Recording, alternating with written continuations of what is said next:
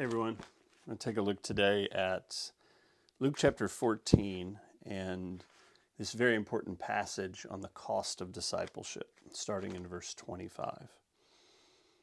Now great crowds accompanied him, and he turned and said to them, "If anyone comes to me and does not hate his own father and mother and wife and children and brothers and sisters, yes, and even his own life, he cannot be my disciple.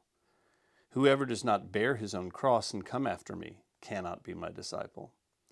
For which of you, desiring to build a tower, does not first sit down and count the cost, whether he has enough to complete it? Otherwise, when he has laid a foundation and is not able to finish, all who see it begin to mock him, saying, 'This man began to build and was not able to finish.' Or what king, going out to encounter another king in war, will not sit down first and deliberate whether he is able with 10,000 to meet him who comes against him with 20,000? And if not, while the other is yet a great way off, he sends a delegation and asks for terms of peace. So therefore, any one of you who does not renounce all that he has cannot be my disciple. Salt is good, but if salt has lost its taste, how shall its saltiness be restored? It is of no use, either for the soil or for the manure pile. It is thrown away. He who has ears, let him hear." So this context of this very hard saying, if you want to put it that way, or this very intense teaching, is great crowds. Remember, in a prior scene, in the immediately prior scene, Jesus has been at table with Pharisees. And this is a very different context. It's a big crowd. And whenever we see crowds in the Gospels, we should think people in general who are interested, entertained, maybe enjoying the benefits. This is really exciting, fun, interesting, free food. And so Jesus' words to the crowd are pretty intense. Or maybe we could put it this way: Jesus is here deliberately thinning the crowd. And really, much of what Jesus is doing here is the opposite of what our tendency sometimes is with the gospel and in the church. We want to convince people of the benefits of the gospel, the benefits of being a disciple. Here, Jesus isn't doing that. He's doing right the opposite and saying, he's giving 3 reasons why they can't be his disciples. So it's worth paying attention in some detail to what's going on here. So first, he says there's 3 reasons you can't be my disciple. The first one is if you don't hate other relationships, other people in your relationships. Now, Jesus doesn't mean here what we typically mean by I hate that guy or I hate him. What he means here is I prefer this one over that one. In other words, Jesus is teaching the fundamental teaching of discipleship, which is I must be your ultimate loyalty. And if any other human relationship comes into conflict with loyalty to me, you need to prefer me to that person. And so Jesus says, listen, if your marriage falls apart because you're a disciple of mine, well, so be it. Being a disciple of mine is the first priority. If your family disowns you because you're a disciple of mine, so be it. So that's the first one, is he must be our ultimate loyalty. The second one is you have to take up your cross.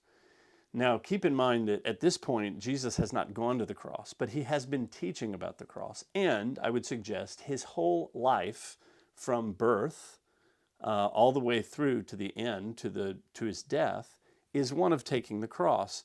If we define the cross this way, the cross is I don't have to get my way.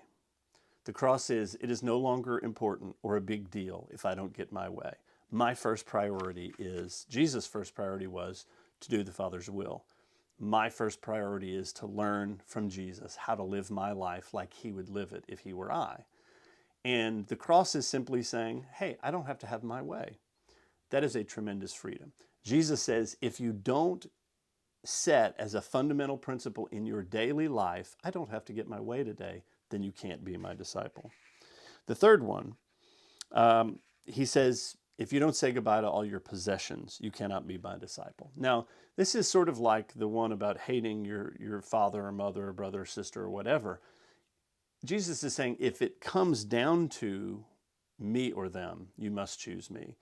I think Jesus is saying something similar here. We must sit in a detached way with all that belongs to us, so that maybe all that belongs to us will need to be made available to him.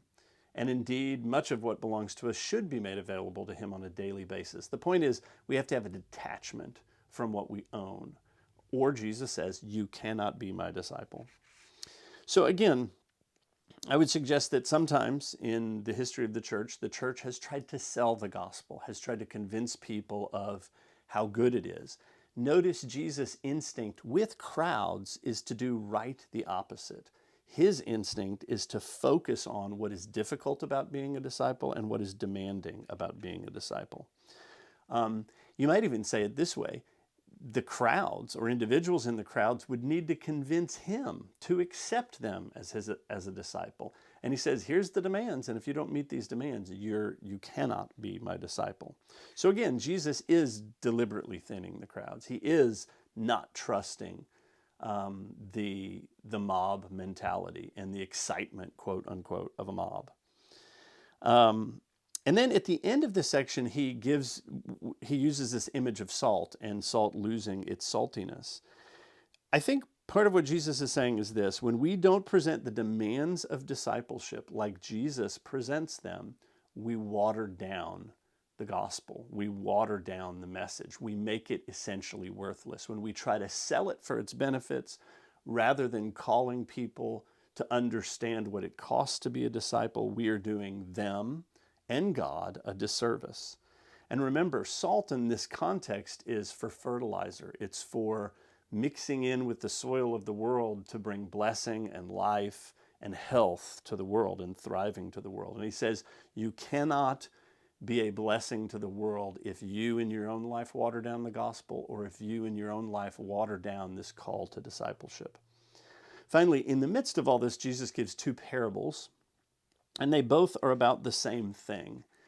If you're going to undertake a significant task, like building a tower or going to war with a neighboring city, you'd better first sit down and think carefully about whether you're able to do it, whether the cost is worth it to you. All right, is this more than you're willing to pay? So both of these images, building a kind of a watchtower in a garden to keep thieves from stealing from you, and going to wage war against a city, should involve very deliberate and thoughtful planning, or you will just show yourself to be a fool.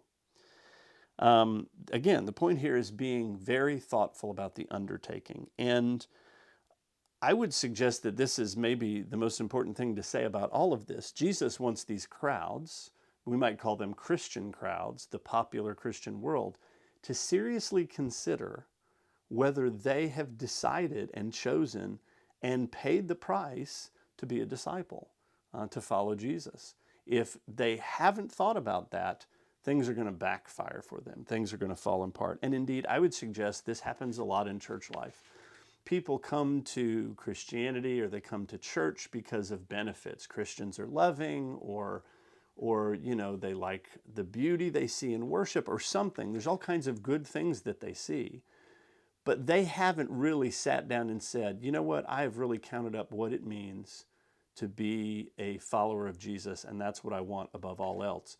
And so when those challenges come to their lives, when they have to daily decide, oh, getting my way is not important in my marriage or in whatever, that's not my prime objective, things fall apart. They get upset, they get mad.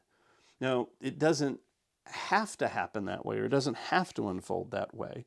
So, for example, I would suggest that the disciples themselves had not really counted the cost.